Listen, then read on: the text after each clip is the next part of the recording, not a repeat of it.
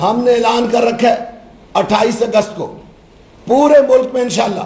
میں نے کل لاہور میں پریس کانفرنس کی ہے, آج الحمدللہ آپ کے ساتھ بیٹھا ہوں. اسی طرح میں پورے ملک میں پھر رہا ہوں. پورے ملک میں ہڑتال ہوگی اور صحیح معنوں میں ہر طرح کا کاروبار بند رہے گا انشاءاللہ.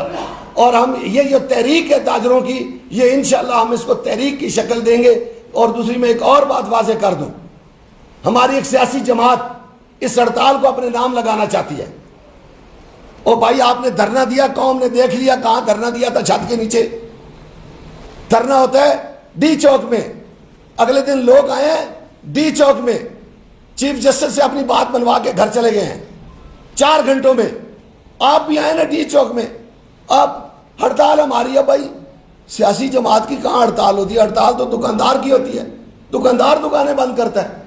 آج تک ہم نے نہ کسی سیاسی جماعت کے کہنے پہ ہڑتال کیے نہ کریں گے. میں واضح کر دینا چاہتا ہوں امیر جماعت اسلامی سے کہ آپ کی بڑی مہربانی, آپ دھرنا دیں, آپ ملین مارچ کریں جو قاضی حسین احمد صاحب کرتے تھے, آپ ٹرین مارچ کریں, آپ ہمارے میں نہ گھسیں یار.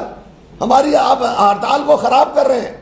ہمارے لوگوں نے انکار کر دیا کئی جگہوں پہ کہ ہم جماعت اسلامی کی ہڑتال کی کال میں نہیں ہے. میں نے ان سے واضح کیا ہے کہ ہماری ہڑتال کی کال ہے. یہ 16 اگست کو 3 بجے اسلام آباد پریس کلب میں نے اعلان کیا ہے تمام تاجر نمائندوں کو بٹھا کے کہ یہ ہڑتال تاجروں کی ہے. شام کو امیر جماعت اسلامی نے کہا جی ہماری بھی ہڑتال ہے. یار اس طرح نہیں ہوتا خدا کے لیے. وہ کسی نے کہا دلی سے 4 سوار آ رہے تھے تو بیچ راستے میں گدھے والا بھی ان کے ساتھ مل گیا. تو کسی نے پوچھا کہاں سے آ رہے ہیں, تو سب سے پہلے وہ گدھے والا کہتا تھا ہم 5 سوار دلی سے آ رہے ہیں. تو وہ بھی بیچ میں شامل ہو گئے. یار نہ کریں اس طرح ہمارے ساتھ خدا کے لیے.